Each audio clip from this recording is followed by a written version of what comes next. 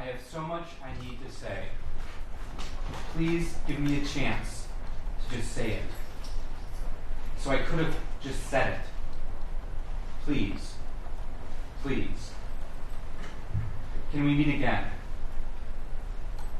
It feels the same as when I wrote you.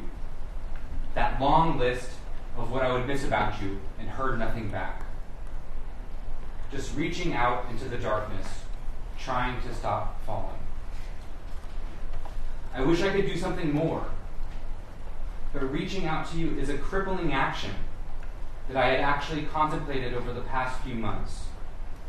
Just to say to you the word help. Admitting to you how hurt I am is so embarrassing and painful, which demolishes me even more. Please don't vanish on me. Please, please, don't let me go through that again. Please call me. These are the messages that Gareth Pursehouse sends Amie Harwick after unexpectedly running into her after having not seen her for nearly 8 years.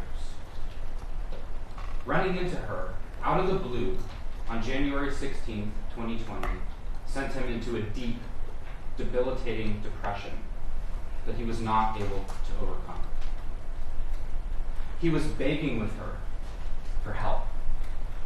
He was begging and pleading with her for a chance to talk to her. The evidence will show that running into her at that event sent him into a thick fog of depression and made him feel that the only way he could get relief from that pain was to go to talk to her. The ultimate answer that you, ladies and gentlemen, are asked, the ultimate question that you will be asked to answer is what Gareth Pursehouse intended to do when he broke into her house on the 14th of February in 2020.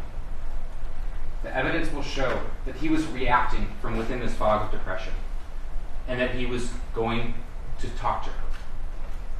That his only intention that night was to speak to her.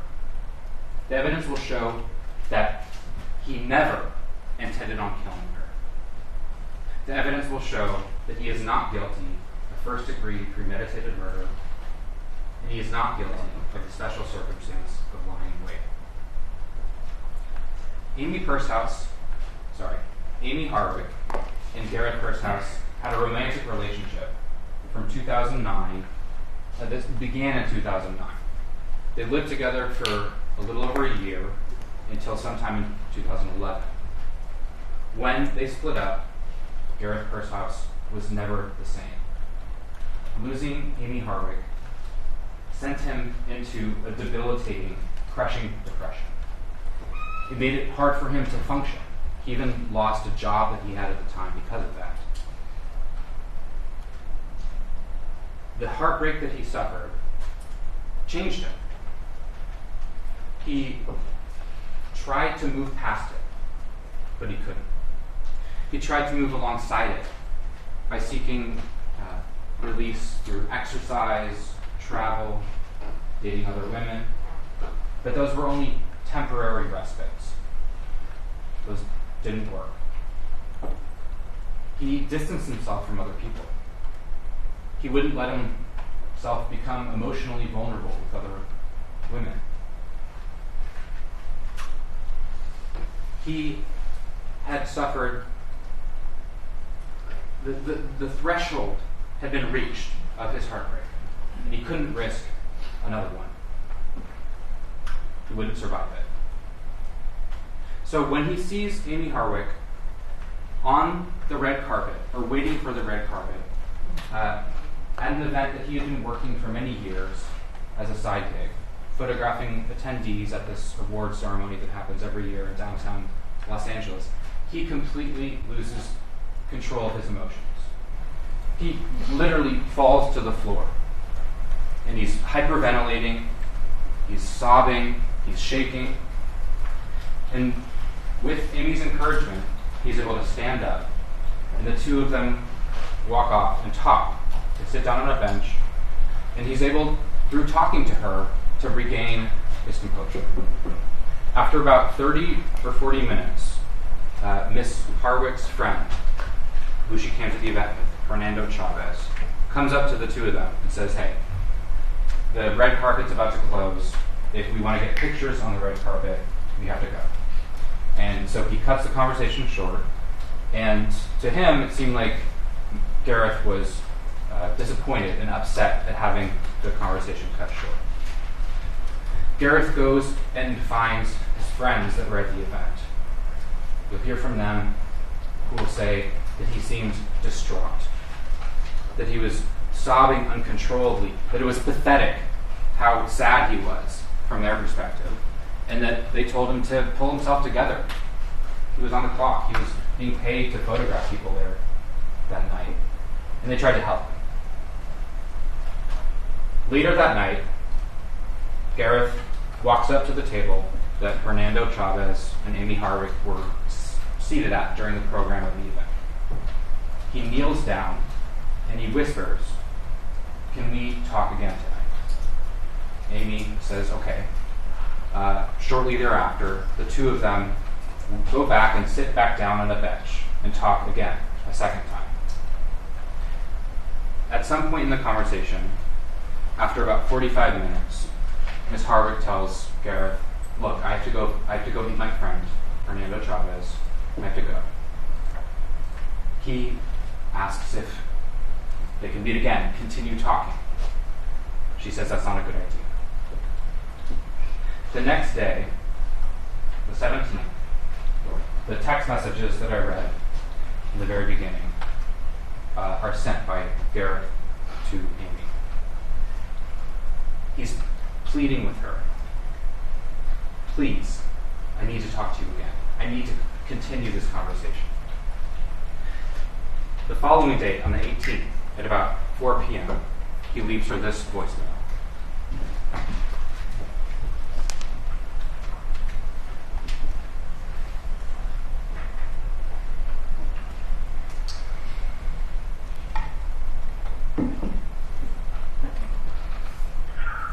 I have so much I need to say. Please give me a chance to just say it so I can accept it.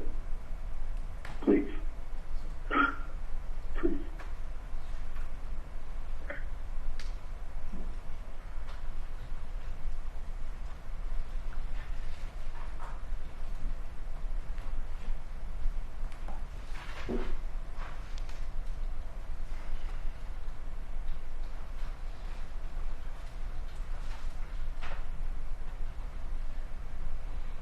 Ms. Harwick didn't respond to his pleas for help. She blocked his number. In the days after this encounter, a friend of Gareth's notices that he seems depressed. Elmira Minnesota. To her, it seems that he's down, he's depressed, and so she asks him, "Are you okay?" He says, "I'm rarely okay." He describes his state of mind as if he was having a chain pulling down on him that he likes to, or that he pretends doesn't exist, but that cripples him in so many ways in life. Ms. Minnesota is concerned. Ms. Minnesota is concerned that he might hurt himself. Ms. Minnesota suggests things that he could do to try to alleviate this pain and get over this heartbreak and move past this depression. But because of the depth of depression that he was in and the state of mind that he was in, the only thing that he felt he could do in that moment to seek any sort of release from this depression was to talk to Amie. So on February 14th, he decided he couldn't take it anymore. He couldn't take this pain anymore. I'm going to take an argument. Let's sustain. The evidence will show, and circumstantial evidence, text messages, voicemails, observations from other people will show that Gareth felt he couldn't continue living with this pain, and that he needed to finish the conversation that had been interrupted at the XBiz Awards, and that he needed to have this conversation that he so desperately and so kind of sadly begged her for. And that if he wasn't able to have this conversation, that it wasn't worth living, that he wouldn't be able to continue carrying on. I'm going to check foundation and Sustain. While in this grip of utter despair, he grabs a nicotine-filled syringe from his house. All right, let's approach.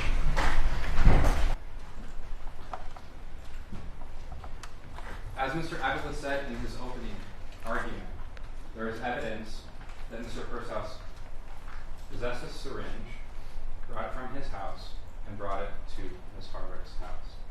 You will hear testimony from the officers who searched the house that they found it on the balcony. And they found it still with its cap on and still with liquid inside. One reason, this is a piece of circumstantial evidence that you will hear a lot about later on in this trial, that now is not the time to get into. But this is a piece of circumstantial evidence. One reasonable inference of him bringing the syringe to her house and inside of her house is that he intended to kill her. Another reasonable inference is that he brought it intending to kill himself.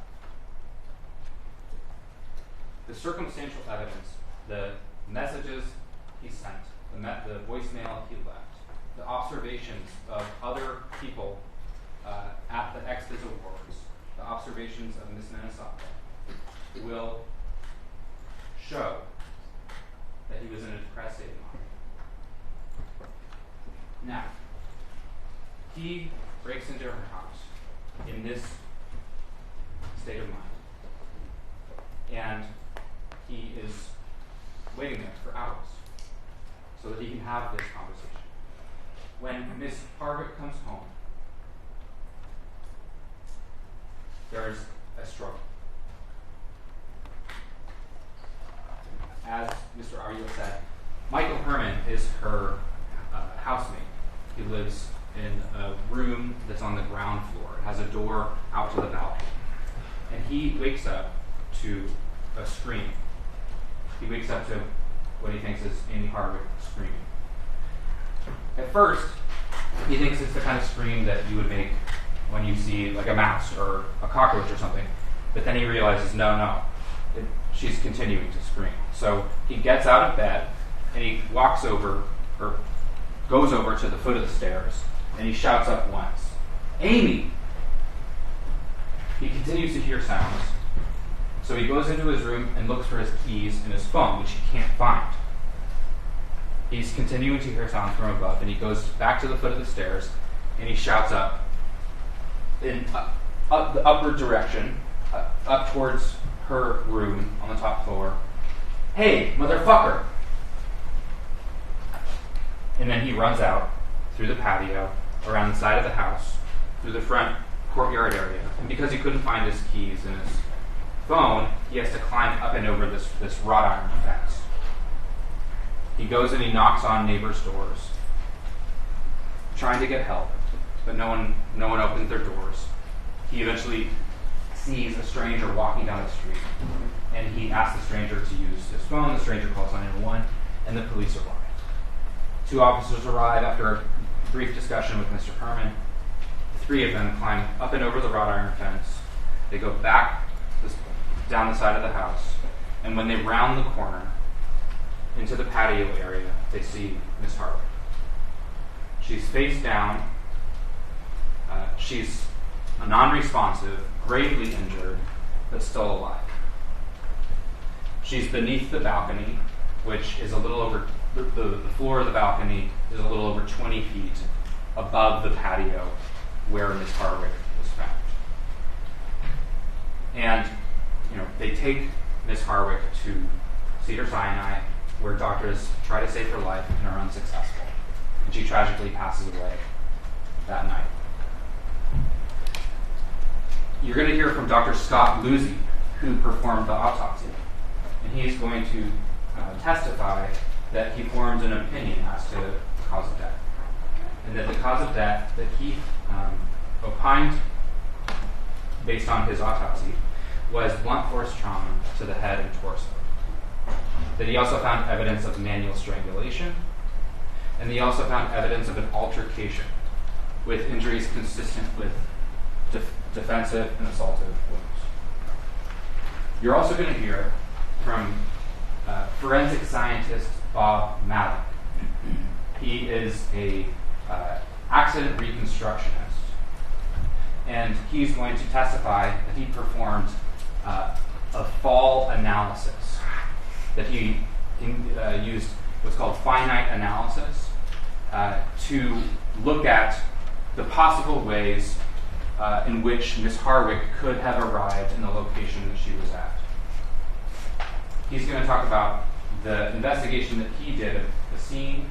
He's going to talk about all of the video, photographs, and documents that he reviewed of the police investigation. He's going to talk about how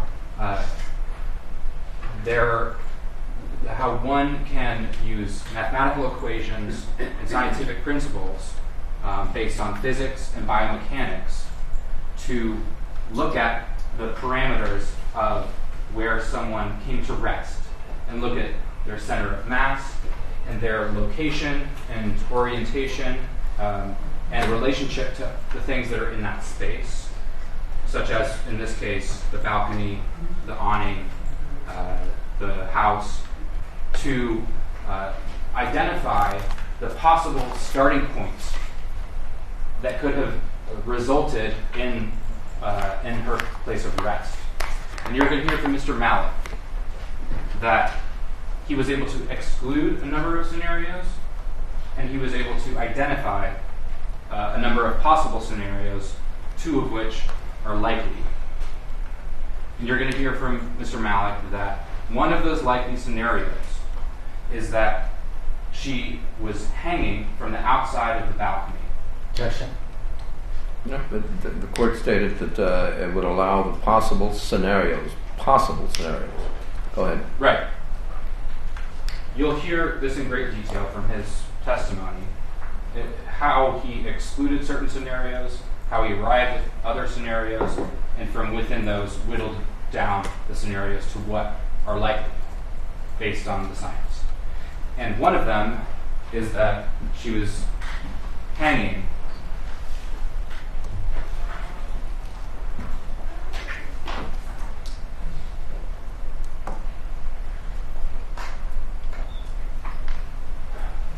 apologies for the quality. You'll see still images using these mannequin dummies like this, and then you also see a video representation that corresponds with the calculations and analysis that we did. And you'll see, you'll hear from him and explain the foundation and basis for this, but he'll explain how one of the likely scenarios is that she was gripping the balcony railing with either 1 or 2 feet, using the awning to brace her weight, and fell from that position. You're also going to see a photograph of damage to the awning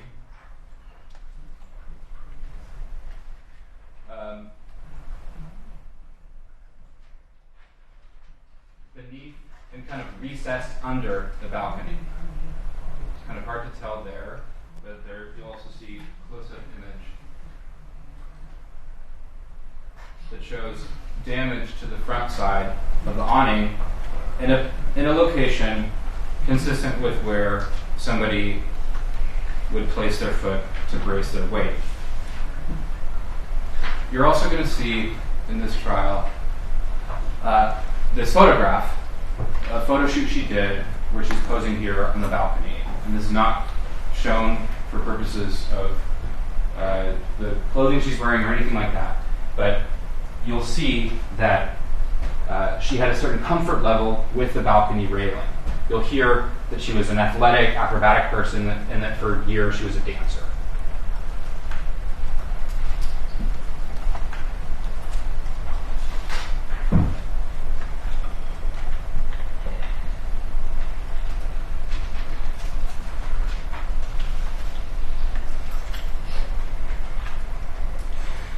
So, in this trial, you will hear testimony and you will see evidence presented before you that shows you that one likely scenario for how Ms. Harwick came to rest where she did in the patio is that she comes home, encounters Mr. Pursehouse, screams, waking up Michael Herman, causing him to go to the foot of the stairs. He shouts up at them. Upon hearing him shouting up, a struggle occurs between Ms. Harwick and Mr. Pursehouse. In a panic, she runs through her bedroom to her balcony, climbs up and over the railing, attempts to lower herself or climb down, and is unsuccessful and falls. The evidence will show that, yes, Gareth Pursehouse was waiting in her home. He broke into her home. Had he not been there, she wouldn't have died that night. That is not in dispute. He set a chain of actions into motion that led to her death. But the evidence will show that he never intended on killing her. At the end of this trial, the defense is going to ask you to convict him of a crime that fits the circumstances and facts of this case. But the evidence will show that he is not guilty of first-degree premeditated murder, and that he is not guilty of the special circumstance of lying in wait. Thank you. All right, thank you, counsel. Are you prepared to call your first witness, counsel? Yes. You may.